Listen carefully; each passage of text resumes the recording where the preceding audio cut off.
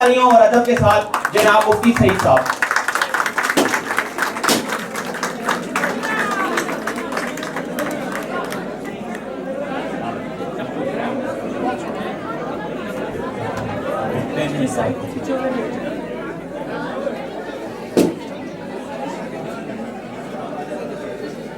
بسم اللہ الرحمن الرحیم.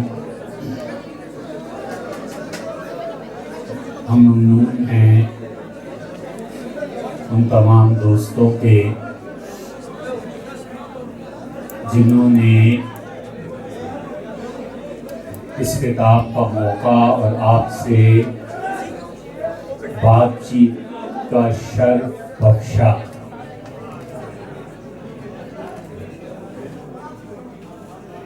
اور بات تو در حقیقت تعلیم پہ ہونی چاہیے تھی،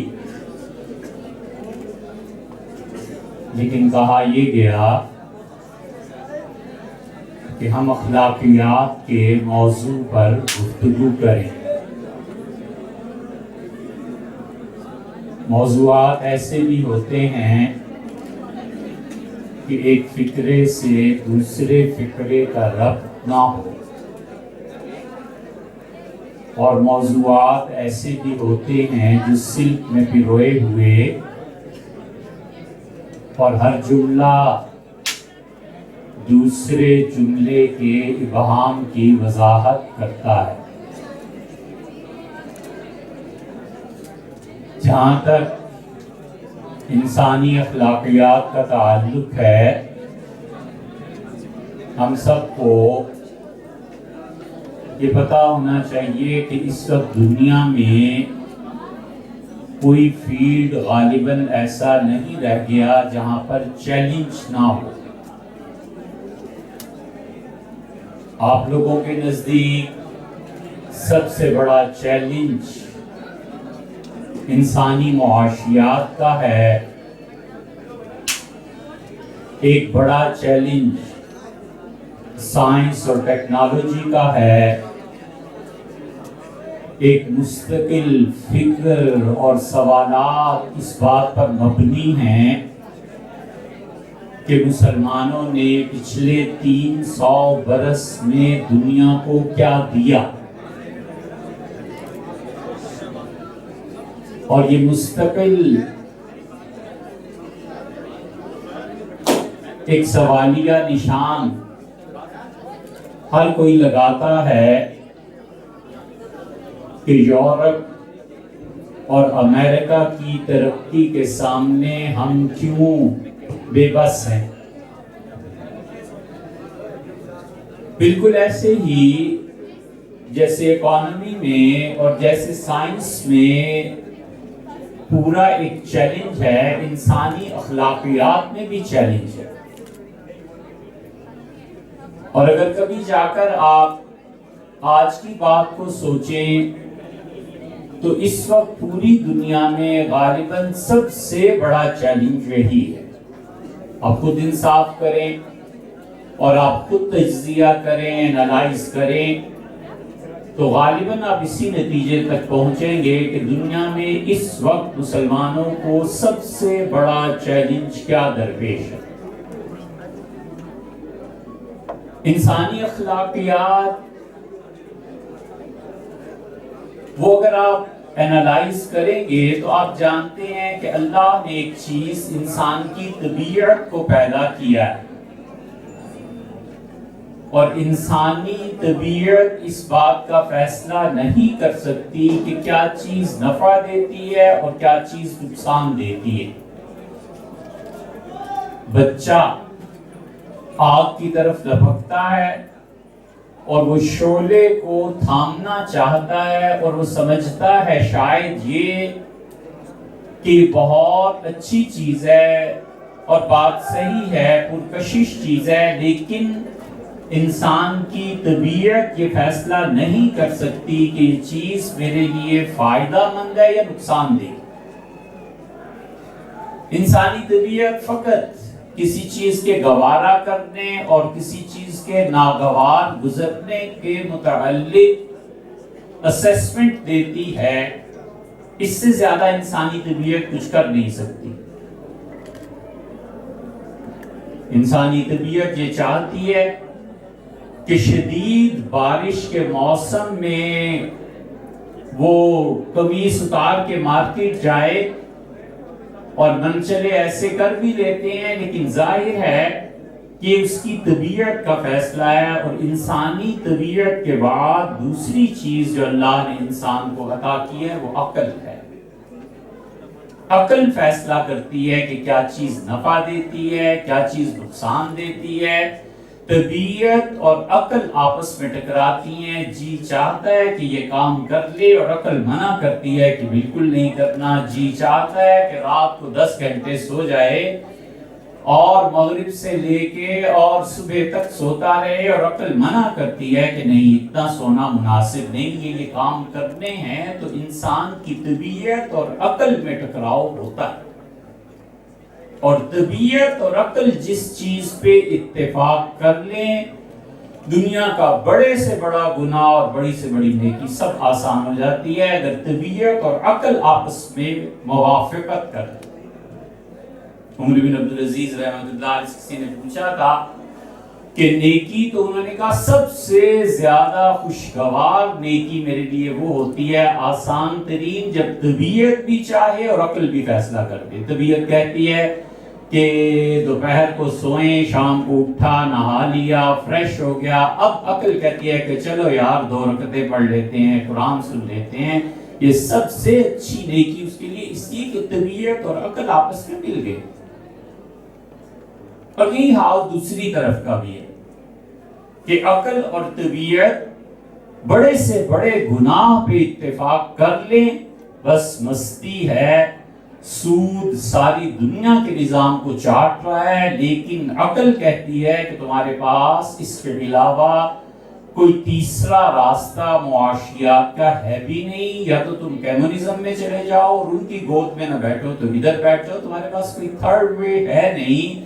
اور طبیعت انسانی پیسے کی محبت میں مجبور اور گرفتار ہے، تو لہذا سود کا نظام چل رہا ہے۔ شدید سردی ہے، برف پڑ رہی ہے، طبیعت چاہتی ہے کہ شراب پیے، عقل اس کا جواز فراہم کرتی ہے، اور عقل کہتی ہے کہ شراب پینے کا فائدہ یہ ہے کہ سردی مر جائے گی، بہت مزہ ہے، لطف ہے، وغیرہ وغیرہ۔ دنیا کا کوئی گناہ ایسا نہیں ہے جس کے لیے عقل خود جواز فراہم نہ کرے، تو طبیعت اور عقل مل جاتی ہیں، بڑے سے بڑا گناہ کرے۔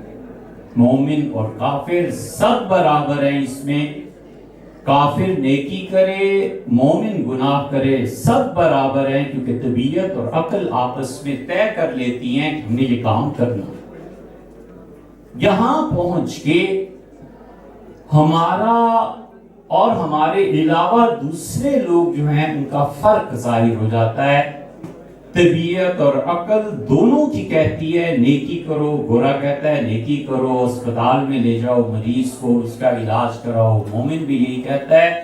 گورا کہتا ہے اس لیے کہ انسانیت ہے، مومن کہتا ہے اس لیے کہ اللہ نے ضروری قرار دیا۔ یہ فرق ہے، اور یہ فرق وحی سے پیدا ہوتا ہے۔ گورا کہتا ہے عقل ہے، باہر سردی پڑ رہی ہے، شراب پی لو، پی لی، اور مومن آدمی اس حد تک تو کہتا ہے کہ یار ہے تو بات مناسب، لیکن خدا کی وحی روکتی ہے۔ یہ ہے وہ وحی جو انسانی اخلاقیات کو پیدا کرتی ہے، اور یہ ہے وہ انسانیت کا بت جو ہمارے زمانے میں بنا ہے۔ اگر حضرت رسالت پناہ صلی اللہ علیہ وسلم کی نبوت آخری نہ ہوتی تو خدا اب کسی نبی کو بھیجتا تاکہ وہ اس انسانیت کے بت کو توڑے اور لوگوں کو بتائے کہ عقل سے بھی ماورا ایک چیز ہے، اور وہ خدا کی وحی ہے۔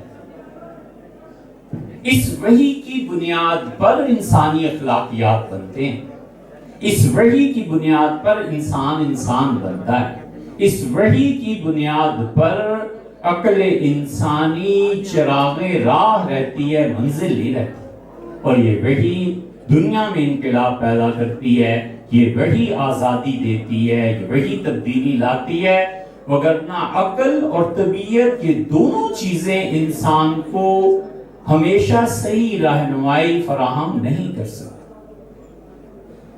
یہی وجہ ہے 10 منٹ اور آپ سے لیں گے. یہی وجہ ہے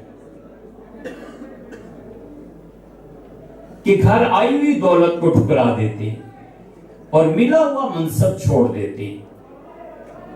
وجہ اس کی یہ ہے کہ وہ جانتے ہیں کہ وہی ان چیزوں کا کیا مقام متعین کرتی. آپ خلافت راشدہ کو دیکھیں جو ہم سب کے لیے مشعل راہ ہونی چاہیے. آپ جانتے ہوں گے سیدنا ابوبکر رضی اللہ عنہ کی کتنی مرتبہ بیعت ہوئی ہے. خلافت کے لیے سقیفہ بنو سعدہ میں بیعت ہوئی اور سقیفہ بنو سعدہ میں بیعت بس کافی تھی اس لیے کہ اس وقت جو لوگ ارباب بست و کشاد تھے اور اس وقت جو لوگ فیصلہ کر سکتے تھے ان لوگوں نے فیصلہ کر لیا تھا. وہ حتمی رائے ایک طرح سے طے ہو گئی تھی. اس کے باوجود سیدنا ابوبکر رضی اللہ عنہ مسجد نبوی میں آئے اور انہوں نے کہا کہ ان کو بلاؤ جو ڈھنڈورچی ڈھنڈورا پیٹتے ہیں. طریقہ یہ ہوتا تھا کہ ایک آدمی طبل لے کے اس کو بجاتا تھا. گاؤں والے جمع ہو جاتے تھے کہ کوئی خاص بات ہو گئی تو طبلچیوں سے کہا کہ ہر قبیلے میں جاؤ, مدینہ منورہ کے ارد گرد جتنے بھی لوگ ہیں ادھر جاؤ اور جا کے کہو کہ ابوبکر کی بیعت خلافت کے لیے ہوئی ہے. اس کے باوجود تیسرے دن جو شام کو سورج ڈوبے گا تم لوگوں کو آزادی ہے. جس کو چاہو اپنا امیر بنا لو, جس کو چاہو اپنا خلیفہ بنا لو. ابوبکر ہٹ جائے گا, میں صاف صاف تمہیں کہتا ہوں. اور تیسرے دن کا سورج غروب ہو گیا اور اس وقت تک تم نے میرا متبادل نہ تلاش کیا تو پھر میں خلیفہ ہوں, پھر میں جو کہوں گا وہ مانو. یہ وہی آزادی دیتی. یہ ڈیموکریسی کی ایک صورت ہے لیکن اس معاشرے کے لیے جہاں تعصب نہیں ہوتا, جہاں لوگ تعصبات میں بٹے ہوئے ہوتے ہیں. زبان کا تعصب, قبیلے کا تعصب, مذہب کا تعصب, فرقے کا تعصب, جہاں اتنے سارے دھڑوں میں لوگ بٹے ہوئے ہوتے ہیں وہاں جمہوریت کہاں سے آ جائے گی؟ آپ خود سوچئے. اردو سپیکنگ جتنے لوگ ہیں وہاں سے کوئی سیٹ لے کے دکھائے اور پشتو سپیکنگ جو لوگ ہیں کراچی سے آ کے وہاں سیٹ لے کے دکھائے. یہ ڈیموکریسی جس کے لیے ہم کہتے ہیں, آپ کبھی خود سوچئے گا کہ جو معاشرہ تعصبات میں بٹا ہوا ہوتا ہے کہ راجہ صاحب کھڑے ہوئے ہیں لہذا چودھری کو ووٹ نہیں دینی, چودھری برادری سے کھڑا ہوا ہے تو راجہ برادری نے ووٹ نہیں دینی, اس مولوی صاحب اور پیر صاحب کے متوسلین اور معتقدین ہیں تو ادھر ووٹ نہیں پڑنی اور ادھر ووٹ پڑے گی تو ادھر نہیں پڑے گی. یہ کس طرح ان تعصبات کو دور کیے بغیر جمہوری نظام کامیاب ہوگا؟ یہ کیسے ہوگا؟ حضرت رسالت پناہ صلی اللہ علیہ وسلم نے تعصبات سے پاک معاشرہ جو دنیا سے تشریف لے جاتے ہوئے چھوڑ کے گئے تھے اس معاشرے میں حضرت ابوبکر رضی اللہ عنہ نے کہا, انہوں نے کہا 3 دن کے اندر اندر اپنا امیر منتخب کر لو اور جسے تم منتخب کر لو گے میں اسی کا تابع ہوں. یہ ہے اصل انسانی اخلاقیات کہ آدمی نے عزت کو ڈیزرو کرنے کے لیے اپنی صلاحیتیں دکھائی ہیں. یہ نہیں ہے کہ اس کی عزت دوسرے کی کسی کی ذلت پر بنیاد رکھی.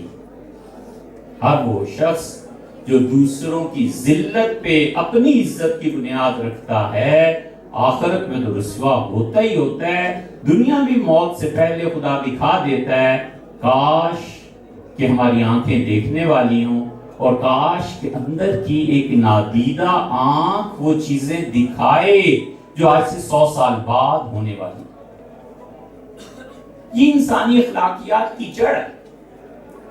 اس وقت دنیا میں سب سے بڑا معرکہ جو پیش آ رہا ہے نا, اور جس میں خدا نہ خواستہ اگر ہم مسلمان پٹ گئے تو اس کے بعد کوئی میدان باقی نہیں ہے, وہ یہ ہے کہ پورا یورپ اور امریکہ انسانی اخلاقیات کو قانون کے شکنجے میں جکڑ رہا ہے.